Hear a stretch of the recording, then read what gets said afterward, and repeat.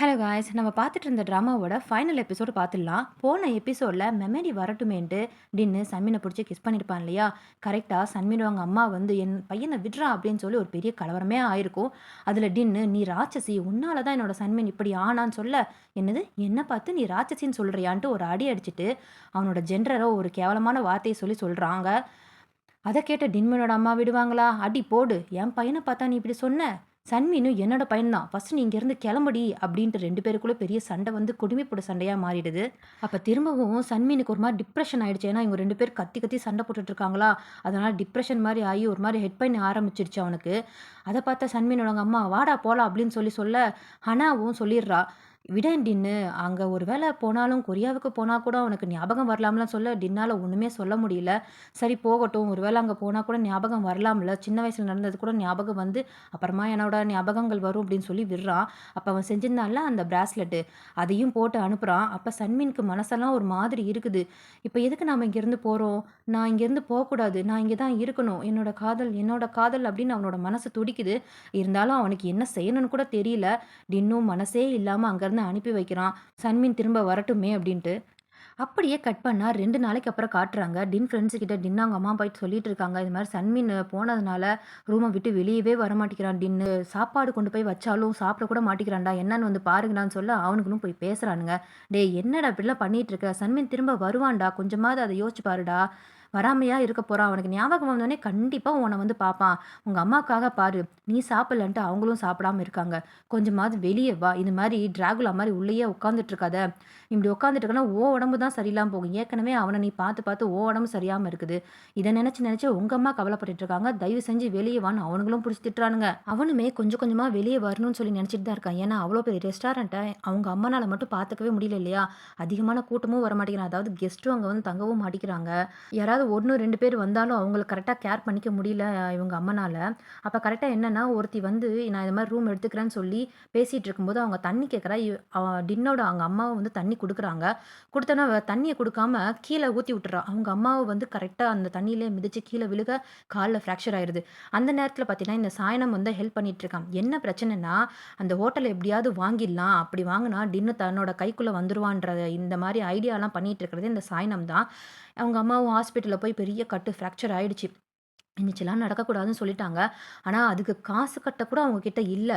இது மாதிரி நான் அடுத்த தடவை வரும்போது காசு கொடுக்குறேன் அப்படின்னு சொல்லி டாக்டர் கிட்ட சொல்லிட்டு இருக்காங்க. அப்போ தான் வந்து டின்னுக்கே தெரியுது, தன்னோட நம்ம கிட்ட இவ்வளோ தான் காசு இருக்குது, காசு இவ்வளோ கம்மியாக இருக்குது, ஏன்னா நம்ம ரெஸ்டாரண்ட்டும் ஒழுங்காக ஓடலை, அம்மாவோட பவுல் பிஸ்னஸும் ஒழுங்காக ஓடலைன்ட்டு அப்போ தான் ரியலைஸே பண்ணுறான். அம்மா நீங்கள் கவலைப்படாமல் இருங்கம்மா, நீங்கள் ட்ரீட்மெண்ட் எடுத்துக்கோங்கம்மா, நான் பார்த்துக்கிறேன்னு சொல்கிறான்.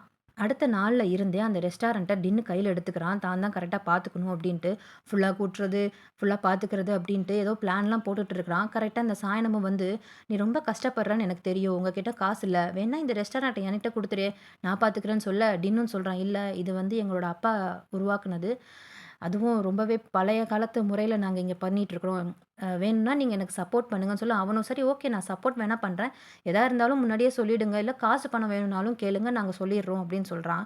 டின்னும் சரின்னு சொல்லி ஒத்துக்கிறான். இந்த சாய்னம் கூடயே இருக்கால அசிஸ்டன்ட், அவளும் கேட்குறான், எத்தனை நாள் தான் இந்த மாதிரி பண்ணிகிட்டே இருக்க போகிறீங்க, டின்னு தான் சன்மின்காக வெயிட் பண்ணுறான்னு தெரியும்ல, விடுங்களேன் அப்படின்னு சொல்ல, நான் விடுற மாதிரிலாம் இல்லை அப்படின்னு சொல்லிட்டு இருக்கும்போது அந்த தண்ணி ஊற்றினா பார்த்தீங்களா, அவள் வந்து காசு கேட்குறா. இவனும் காசை கொடுத்தவனே இந்த சாயனமோட அசிஸ்டண்ட்டுக்கு சுத்தமாக பிடிக்கவே இல்லை. இந்த மாதிரி வேலையெல்லாம் அவன் பார்த்துட்டு இருக்கானா, சி நல்லவன் நினச்சானே, டின்னுக்கா நம்ம ஏதாவது பண்ணணும்னு சொல்லி அவள் யோசிச்சுட்டு இருக்கா. ரொம்பவே நல்லவ போல இருக்கவ.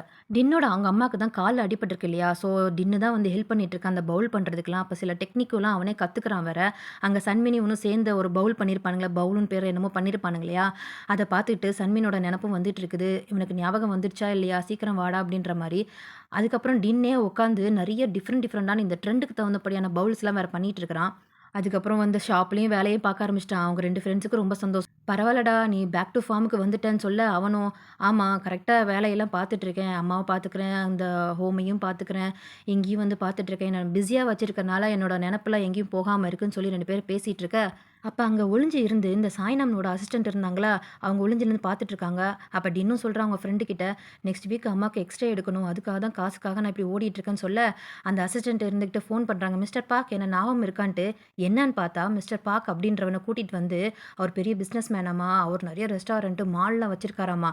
"உங்க அம்மாவும் நீனும் பண்ணது வந்து நம்ம ஹோட்டல்ல பார்த்தாங்களா, அது நல்லா இருக்குன்னு சொல்லி கேட்க வந்திருக்காங்கன்னு" சொல்ல, அந்த பார்க்கும் சொல்றாரு, "உங்க அம்மா பண்ணது வந்து சாய்னம் ஹோட்டல்ல பார்த்தேன். ஸோ எனக்கு அந்த டிசைன் பிடிச்சிருந்தது. நான் வாங்க வந்திருக்கேன்னு" சொல்ல, அந்த லாஸ்ட்டா டின்னு பண்ண எல்லாமே ரொம்ப பிடிச்சு போச்சு போல இருக்கு. நான் எல்லாத்தையும் வாங்கிக்கிறேன் அப்படின்னு சொல்லி வாங்கிட்டு போயிடுறாங்க. இந்த அசிஸ்டன்ட் ரொம்ப நல்ல காரியம் பண்ணியிருக்கா. இவங்கலாம் ட்ரெய்னிங் பண்ணிட்டு இருக்கும்போது கப்பிள்ஸ்ன்னு இருந்தாங்கல்ல 2 பேரு. அவங்களும் வந்து டின்னுக்காக நாங்களும் ஹெல்ப் பண்றோம்ன்னு சொல்லி வந்து ஜாயின் பண்ணிக்கிறாங்க. சோசியல் மீடியால நெறைய பேருக்கு தெரியும் எங்களுக்கெல்லாம். உன்னோட பவுல வந்து பத்தி அங்க சொன்னா நெறைய பேர் வந்து வாங்குவாங்கன்ட்டு அவனுங்களும் வந்து ஹெல்ப் பண்றானுங்க. அப்ப அவனுங்க தான் கேட்குறாங்க, "சன்மீன பத்தி ஏதாவது தெரிஞ்சுச்சா?" அப்படின்ட்டு. அப்பதான் சன்மீனோட நிலைமையே காட்டுறாங்க. இன்னமும் மோசமான நிலைமையில தான் இருக்கான். அவங்க அம்மா சோறு கூட போட மாட்டேங்கிறாங்க. தலையெழுத்தேன்னு கொண்டு வந்து சோறு என்னமோ நாய்க்கு போடுற மாரி போடுறாங்க.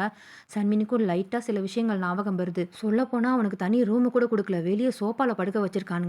அவன் தூங்கிட்டு இருக்கும்போது இந்த ஸ்டெப் ஃபாதர் வந்து இந்த டப்பாவ தள்ளி விடுறது, சவுண்டெல்லாம் உருவாக்குறது. ஏன்னா, அவன சும்மா சும்மா எழுப்பி விட்டுட்டு இன்னமும் நோண்டிட்டு தான் இருக்கான். அந்த ஸ்டெப் ஃபாதரும். சன்மீன கொண்டு போய் செக்கப்புக்கும் காட்டல, மருந்தும் குடுக்கல. கிட்டத்தட்ட அவனே தன்ன தானே அவனே பார்த்துக்கிறான். சில விஷயங்கள் ஞாபகம் வந்துகிட்டே இருக்குது. அவன் கட்ட அவனே பிரிச்சுக்கிட்டு இருக்கான். "நம்ப இங்க தானே வாழ்ந்தோம்" அப்படின்னு சொல்லி அவனோட ரூமுக்கு அவன் போய் பார்க்கும்போது, அங்க ஒரு டெடி பியர் இருக்கு. அத பார்த்தவனே எல்லாமே ஞாபகம் வந்துது. முக்கியமா டின்னு ஞாபகம் வருது போல இருக்கு அவனுக்கு. இவன் உட்காந்து அழுதுட்டு இருக்கும்போதெல்லாம், "நீ ஏன் அழுகுற சன்மி? இந்தா வேணா என்னோட டெடி பியர வச்சுக்கோ. நீ சோகமா இருக்காதன்னு" சொல்லி அவன் தான் குடுத்துருப்பான். இவன் ஸ்டெப் ஃபாதர் புடிச்சு இவன அடிக்கும்போதெல்லாம் அந்த டெடி பியர் தான் கூடயே வச்சிருக்கான். அவங்க அம்மாவெல்லாம் கெஞ்சிருக்கான். "இது மாரி அடிக்க வேணாம்னு சொல்லுங்க இவ அப்பாவ" அப்படின்லாம் சொல்ல அவங்க அம்மா கண்டுக்கவே இல்ல. அவங்க அம்மாவுக்கு ஜாலியா இருக்கணும் மட்டும் தான் நெனப்பு போல இருக்குது. அப்பல்லாம் இந்த டெடி பியர வச்சுக்கிட்டே தான் அந்த டெடி பியர் தான் இவனுக்கு ஆறுதலாவே இருந்திருக்கு. ஸோ, அந்த டெடி பியர பார்த்தவொன்னே எல்லாமே ஞாபகம் வந்துருச்சு இவனுக்கு. இந்த ஸ்டெப் ஃபாதர் அப்பவும் சும்மாவே இல்ல. இவன் செத்தா எவ்வளோ காசு வரும்ன்ட்டு. ஏன்னா லைஃப் இன்சூரன்ஸ் போட்டிருக்காங்க போல இருக்கு. அங்க அம்மாவும் மில்லியன் கணக்குல வரும்னு அவனும் கேட்குறான். எனக்கு அது காசு வேணும்னு சொல்லி. ஆமா, அப்புறம் எதுக்கு நான் கூட்டிட்டு வந்திருக்கேனாமா? அந்த காசுக்காக தான் அவன கூட்டிட்டு வந்திருக்கேன். இல்லனா இவனெல்லாம் வளர்க்கணும் எனக்கு என்ன தலையெழுத்தான்னு கேட்க, அந்த ஸ்டெப் ஃபாதரும் ஒரு மருந்து எடுத்து குடுத்து, "இத வேணா குடுத்து முடிச்சு விடு" அப்படின்றான். சன்மீன் பின்னாடி தூங்கிட்டு இருக்கான்னு சொல்லிட்டு தான் இந்த மாரி பிளான்லாம் போட்டுட்டு இருக்காங்க.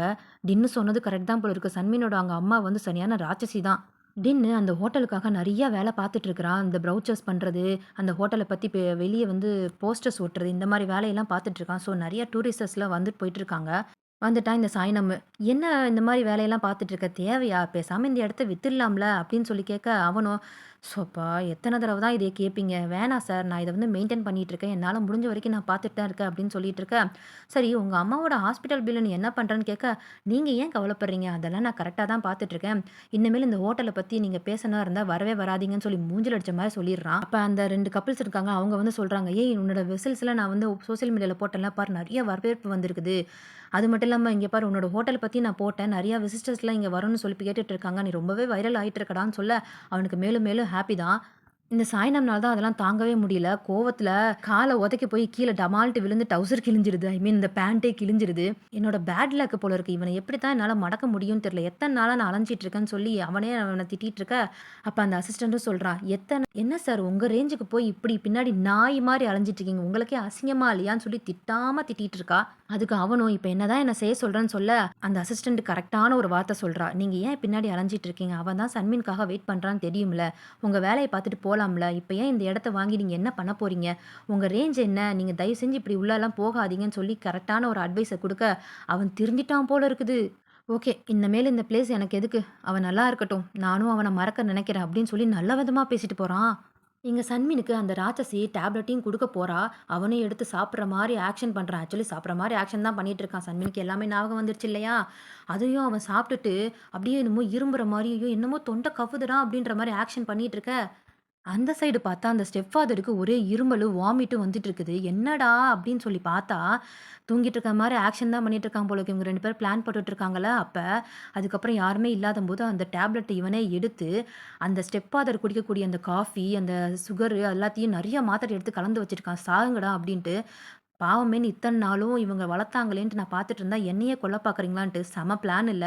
அந்த ஸ்டெப் ஃபாதர் இரும்ப சன்மின் அப்படியே வில்லத்தனமா பார்க்க, கர்மா வந்து பூம்ராங்கு என்ன போட்டு என்ன பாடுபடுத்துனீங்க, அனுபவிங்க. இன்னும் கொஞ்ச நேரத்தில அவன் இறந்துருவான் அப்படின்னு, "ஹனி ஹனி என்னாச்சு?" அப்படின்னு சொல்லி அவ தாங்கிட்டு இருக்கா அந்த ராட்சசியும். அந்த ராட்சசியும் சன்மின அடிக்க போய், "நீ எல்லாம் ஒரு மகனா?" அப்படின்ட்டு. "என்னது மகனா? இப்ப தான் தெரியுதா மகனான்ட்டு. ஒரு நாள் கூட இந்த வீட்ல நான் இருக்கும்போது சந்தோஷமா இருந்ததே இல்ல. இப்ப அனுபவிங்க" அப்படின்னு சொல்லி அவள தள்ளி விட்டுட்டு, "நீனும் ஏதாவது என்ன பண்ண பாக்கன்னு பார்த்து உன்னையும் நான் அடிச்சேன்னு பார்த்துக்கோ! உன்னையும் நான் ஏதாவது செஞ்சுருவேன். கொன்னுடுவேன்" அப்படின்னு சொல்லி மிரட்டுறான். இந்த ஸ்டெப்பாதான் கிட்டத்தட்ட சாகுற மாரி இருக்கான் போல இருக்கு. திமிரா சன்மீனும் சாப்பிட்டுட்டு இருக்கான். "அனுபவிங்கடா, அனுபவிங்க" அப்படின்ட்டு. இப்ப டின்னு பார்த்தீங்கன்னா, ரொம்பவே நல்ல நிலைமைக்கு வந்திருக்கான். கிட்டத்தட்ட அவங்க செஞ்ச எல்லாமே வந்து சோசியல் மீடியால ரொம்பவே ஹைப்பா போயி, கிட்டத்தட்ட எல்லாமே ஃபோட்டோ ஷூட்லாம் வந்து எடுக்க வந்துட்டானுங்க. அவன் பண்ண நெறையா வெசல்ஸ்லாம் வந்து ஷோக்கு வச்சிருக்கான். அப்ப வந்து ஒண்ணு வச்சிருக்கான். இது வந்து லெஃப்ட் ஓவர் களிமண்ல பண்ணது. ஆனா பார்க்க ரொம்பவே நல்லா இல்ல தான். ஏன் இத நான் பண்ணேன்னா, இத இருந்தாலும் நான் ஏன் பண்ணேன்னா, நம்ம லைஃப்ல நத்திங் டூ பெர்ஃபெக்ட் இல்லையா? இருந்தாலும் நம்ம அதெல்லாம் சரி பண்ணி, நம்ம லைஃப்ல நம்ம கரெக்ட்டா வந்து, அந்த லைஃபே நம்ம ஒரு பியூட்டிஃபுல்லா ஆக்குறோம் இல்லையா? அந்த ஒரு மாரல வச்சு தான் இத நான் பண்ணேன். எப்படி இருக்கு அப்படின்னு சொல்லி காட்டிட்டு இருக்க, எல்லாருமே கை தட்டுறாங்க. சூப்பர்டா, சூப்பர்டான்ட்டு. அப்ப கரெக்ட்டா நம்ம சன்வின் என்ட்ரி ஆகுறாரு. செம்ம சூப்பரா ஸ்லோ மோஷன்ல அங்க இருக்கிறவங்களுக்கெல்லாம் செம்மையான ஹேப்பி. டின்னும் கண்ணு கலங்க பார்த்துட்டு இருக்க, என்ன ஞாபகம் வந்துருச்சான்னு சொல்லி.